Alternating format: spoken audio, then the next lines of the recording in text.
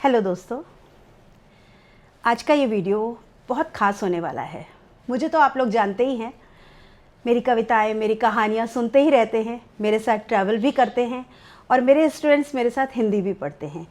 लेकिन आज का ये एपिसोड इसलिए विशेष है कि आज मेरे साथ मेरे स्टूडियो में उपस्थित हैं श्रीमती संदीपा रथ, जो मेरी ख़ास सहेली हैं, मेरी दोस्त हैं और मेरे साथ काम भी करती हैं। तो आज इस वीडियो में मैं आपको उनसे मिलवाना चाहती हूँ। तो संदीपा जी, आपका बहुत बहुत स्वागत है मेरे इस शो में। मुझे भी बहुत अच्छा लगा यहाँ पे आपके इस पॉडकास्ट के प्रोग्राम में आके, और आपके इन दर्शकों से मिलने का मुझे अवसर मिला। ये मेरे लिए एक बहुत बड़ी सौभाग्य की बात है। बहुत बहुत आभार आपका। मैं ये जानना चाहती हूँ कि आप अपने बारे में कुछ थोड़ा सा हमारे दर्शकों को बताएं। ज़रूर। मैं बेसिकली उड़ीसा से हूँ, तो मैं उड़िया भाषी हूँ और मेरी पढ़ाई उड़िया माध्यम से ही हुई है। और जो आगे हम जाके मैं एमएससी की हूँ बॉटनी में। काफ़ी हद तक वो अंग्रेज़ी में हमने पढ़ा है, लेकिन जो स्कूल लेवल पे हमने पढ़ा है, अच्छा, तो वो हिंदी उसमें काफ़ी कम समय के लिए रहा है। और मतलब आपका विषय हिंदी शायद नहीं था? नहीं था। उड़िया माध्यम से मैं पढ़ी हूँ। सेकेंड लैंग्वेज जो होता था वो अंग्रेज़ी होता था। अच्छा, ओके। और जो हिंदी है वो सिर्फ मैंने 2 साल के लिए पढ़ा है। तो आज आपने मुझे इस हिंदी के भाषा के ऊपर मुझे आज अपने इसमें बुलाया है, तो मैं यही सोचने लगी कि क्या मतलब मैं आपके इस आशा को मैं पूरा कर पाऊँ कि मैं हिंदी भाषा में अपनी पारंगमता दिखा सकूं। मैं अपने दर्शकों को बताना चाहूँगी कि आप मूल रूप से उड़िया भाषी हैं, लेकिन फिर भी हिंदी की तरफ इनका प्यार, इन्होंने बड़ी सहजता से, बड़ी सरलता से उसको अपनाया और उसके ऊपर कुछ प्रयास किया, कुछ कविताएं भी लिखी हैं, जिन कविताओं से मैं बहुत प्रभावित हूँ। और आपको पता है कि मैं कविता प्रेमी हूँ, मैं हिंदी प्रेमी हूँ और इसीलिए मैं आपकी भी प्रेमी हूँ। तो मैं ये जानना चाहती हूँ कि आपको इस हिंदी में लिखने की प्रेरणा कहाँ से मिली? प्रेरणा, देखिए, भाषा की तरफ रुझान मेरा हमेशा ही है, चाहे वो उड़िया भाषा हो, चाहे अंग्रेज़ी हो, चाहे हिंदी हो। लेकिन हिंदी इतना मधुर लगा मुझे, इतने भाषा में जो एक सरलता रही, और जो एक मोस्टली क्या होता है कि हम जहाँ भी जाएं तो हिंदी माध्यम से ही आराम से बात कर पाते हैं, तो उसकी तरफ ज़्यादा रुझान इसी वजह से आया। और आप जानते हैं टीवी के माध्यम से भी हम इससे जुड़ते रहे, जबकि हम छोटे थे तो मनोरंजन का माध्यम सिर्फ टीवी हुआ करता था। और उसमें हिंदी में प्रोग्राम आए करते थे, तो उसके वजह से हिंदी की तरफ लगाव बढ़ा और हिंदी मुझे बहुत अच्छा लगने लगा। तो फिर मैं हिंदी को अपनाने लगी और मुझे कब पता नहीं चला हिंदी ने मुझे अपना लिया। बहुत अच्छी लगी आपकी ये लाइन कि हिंदी को इन्होंने अपनाया और हिंदी ने इनको अपना लिया। और हिंदी ऐसी ही भाषा है कि वो बड़ी सहज रूप से हमें अपना लेती है। मेरे बच्चे भी, क्योंकि मैं भी इस समय उड़ीसा में कार्यरत हूँ, तो यहाँ पर नॉन हिंदी या हिंदी तर भाषी बच्चे हैं मेरे, जो कि हिंदी से थोड़ा डरते हैं। लेकिन उनको यही समझाना है, और शायद आज के इस टॉक शो का मेरा कारण भी यही है कि मेरे बच्चे भी आपसे कुछ सीखें, या जो लोग भी हिंदी से थोड़ा सा डरते हैं या दूर भागते हैं, वो हिंदी की तरफ झुक सकें और हिंदी से प्यार कर सकें। तो मैंने सुना है कि आपने बहुत सुंदर कविता लिखी है। थोड़ा बहुत कोशिश की हूँ कविता लिखने की, थोड़े बहुत कविता लिखी है। तो अभी ज़्यादा समय ना लेते हुए मेरे दर्शकों को कृपया आप अपनी कविता सुनाएं। जी बिल्कुल। आपकी कविता का शीर्षक है 50 की होने लगी हूँ। 50 की होने लगी हूँ।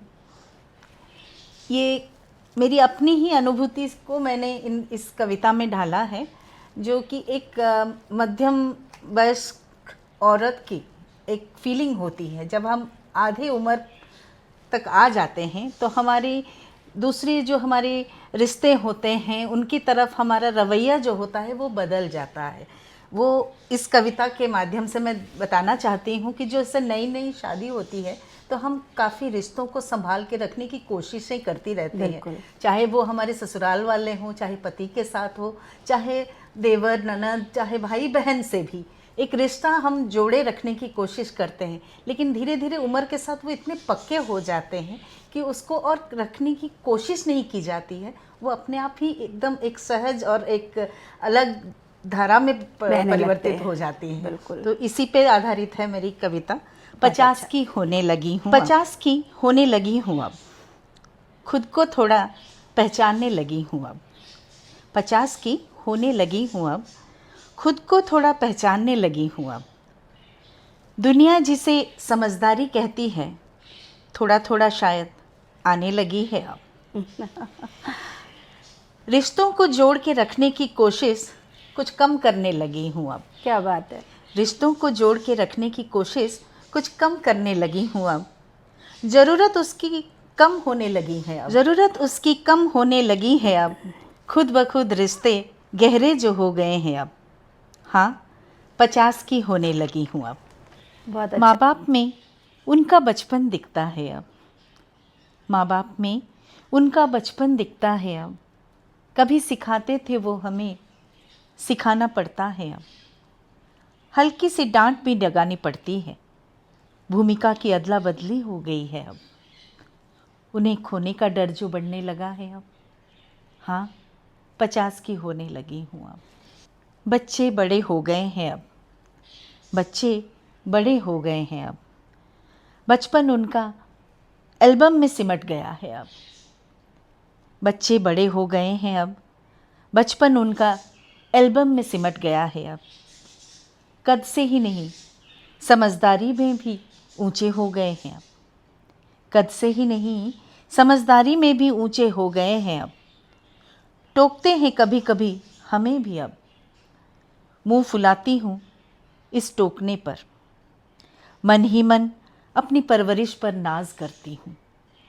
सही गलत की समझ जो है उन्हें अब। हाँ, 50 की होने लगी हूँ अब। हम सफ़र से उम्मीद कम रखने लगी हूँ अब।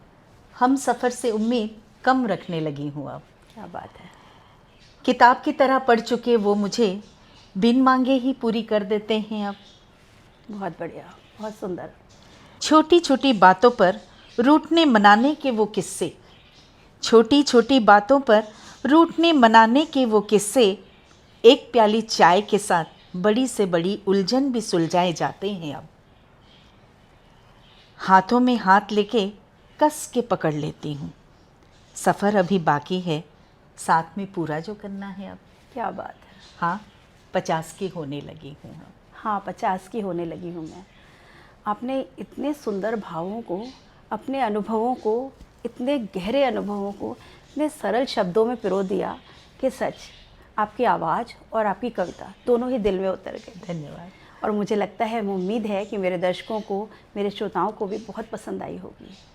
और मैं तो इस बात से बहुत खुश हूँ कि एक हिंदी तरभाषी इतनी सुंदर कविता लिख सकता है, तो हम हिंदी वाले क्यों नहीं। जी बिल्कुल, भाषा को अपनाने से भाषा अपनाता है। बिल्कुल। क्या आपको लगता है कि अगर भाव सच्चे हों तो भाषा उसमें बाधा नहीं बनती? बिल्कुल, पहली बात तो भाव सच्चे होने हैं। भाव अपने अंदर की होनी चाहिए, अंदर की आवाज़ होनी चाहिए भाव में। और अगर भाषा ही है तो अपनी भाषा के साथ साथ हम एक और भाषा सीखें तो उसमें कोई बुराई तो है नहीं। बिल्कुल। एक क्या, हम 2-4 भाषाएं सीख सकते हैं। बिल्कुल। और हिंदी जो कि हमारी भारत की राष्ट्रभाषा है और वो कम्युनिकेटिंग लैंग्वेज हो जाता है। जब हम बाहर कहीं जाते हैं तो हिंदी सीखने से हम बहुत सारे लोगों के साथ उनसे मेल मिलाप बढ़ा सकते हैं, जुड़ सकते हैं। हमारा ग्रुप भी बढ़ जाता है। कल्चर, उनकी कल्चर की तरफ हम बढ़ सकते हैं, हिंदी अगर हमारा कम्युनिकेटिंग लैंग्वेज रहेगा। बिल्कुल। और मुझे लगता है उड़िया भाषा भी जो है वो हिंदी से ही डिराइव्ड है। हाँ, संस्कृत से। हाँ, संस्कृत से। हमारी जो भाषाओं का जो विभाजन है, एक साउथ की तरफ जो भाषाएं होती हैं वो द्रविड़ लैंग्वेज का होता है, और जो नॉर्थ के साइड के हैं और जो भी ईस्ट और वेस्ट से हैं वो लैंग्वेज संस्कृत से डिराइव्ड है। तो क्या होता है कि जो एक ही जगह से अगर हमारी भाषाएं डिराइव्ड है तो कुछ कुछ चीज़ें सेम होती हैं। बहुत सारी जगह पे हमें भाषाएं एक जैसी लगती हैं, जैसे क्रियाओं में, व्याकरण में जैसे क्रियाएं वो एक ही तरह के होते हैं। खाना तो उतनी परेशानी नहीं होती। खाऊंगी, खाई भी, बंगाली में खावो, ये सब एक जैसे आपको लगेंगे। तो इसमें कोई अंतर आपको ज़्यादा फर्क नहीं पड़ेगा, तो फिर भाषा को सीखने में आसानी भी हो जाती है उससे। लेकिन अगर जैसे आपने हिंदी सीखी या हिंदी को अपने अंदर महसूस किया, तो क्या वो सीखने में कुछ आपको चुनौतियों का सामना करना पड़ा? ऐसे सीखने के लिए मैं सीखी नहीं, मेरा जो इंटरेस्ट उसकी तरफ बढ़ता गया। हाँ, मुश्किलें तो होती ही हैं, कभी भी कोई चीज़ सीखें तो उसमें थोड़े बहुत तो मुश्किलें चुनौतियाँ आती हैं, बिल्कुल।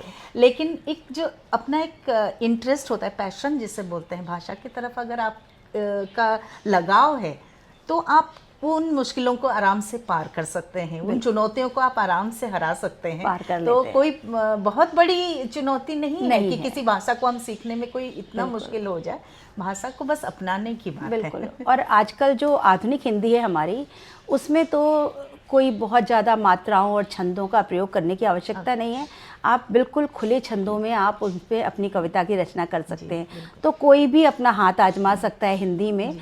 और हिंदी भाषा शायद है ही इतनी अच्छी, हम हिंदी भाषियों को और कोई दूसरी भाषा सीखने में थोड़ी कठिनाई होती है, लेकिन और भाषी लोग जो हैं उनको हिंदी भाषा सीखने में उतनी कठिनाई नहीं होती है, जहाँ तक मैं समझती हूँ। हाँ, बिल्कुल, क्योंकि लोग भी ना ऐसे राष्ट्रभाषा की तरफ से जैसे हिंदी को देखते हैं, तो हिंदी सप्ताह वगैरह सब जगह होने लगते हैं, तो लोग भी इसकी तरफ इंटरेस्टेड हो ही जाते हैं कि कैसे हिंदी को हम सीखें, दूसरों से हम आराम से बात कर पाएँ। जैसे हम यहाँ पे रहते हैं तो यहाँ बहुत सारी भाषाओं का मेल है यहाँ पे पूरा, तो उस समय सब लोग सोचते हैं कि मैं भी हिंदी में अच्छे से बात करूं। जैसे मैं आपको देख के काफी इंस्पायर्ड हुई थी, हमारी दोस्ती भी इसी का उदाहरण है। हिंदी आपकी देख के मैं सोचने लगी कि मैं भी आपकी तरह कुछ बोल पाऊँ, कुछ लिखूं, और वही जो इच्छा मेरी थी कि मैं अच्छी तरह से बोल पाऊँ हिंदी को। और आज की तारीख में अगर मैं बोलूँ तो मैं बोल पाती हूँ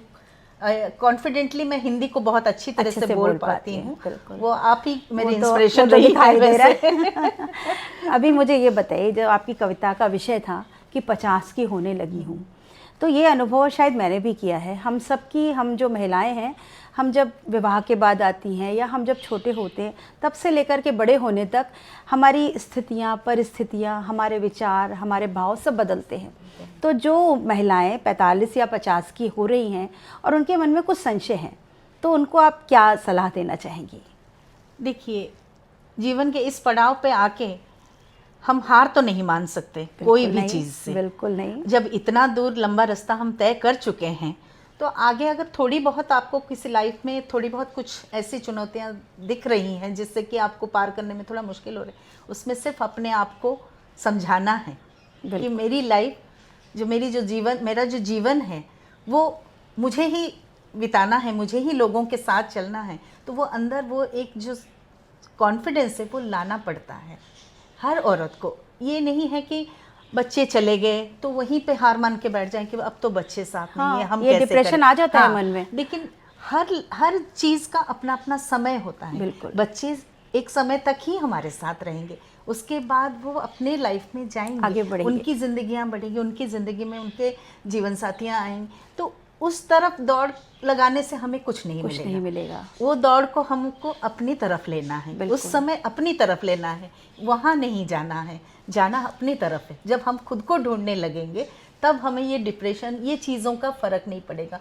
चाहे वो एजेड पेरेंट्स हैं, वो भी एक जीवन का एक अंग है, ये भी हमारे साथ आएगा, आगे आएगा। क्योंकि अगर एजेड पेरेंट्स का हम उनको देख के हम डिप्रेशन में आएंगे तो आगे जाके हमारी स्थिति भी उसी तरफ जा रही है। तो वो उन चीज़ों का भार सर पे नहीं लेना है कि ये लाइफ में ये क्या हो रहा है, ये क्यों आ रहा है, वो आते रहेंगे, उसको सहज तरीके से लेके चलना है। बहुत सही करी, बड़ी गूढ़ बात कर दी आपने कि ये उम्र जो होती है उस समय बहुत सारी जो मोटिवेशंस, प्रेरणाएं हमारे जीवन में ख़त्म हो चुकी होती हैं।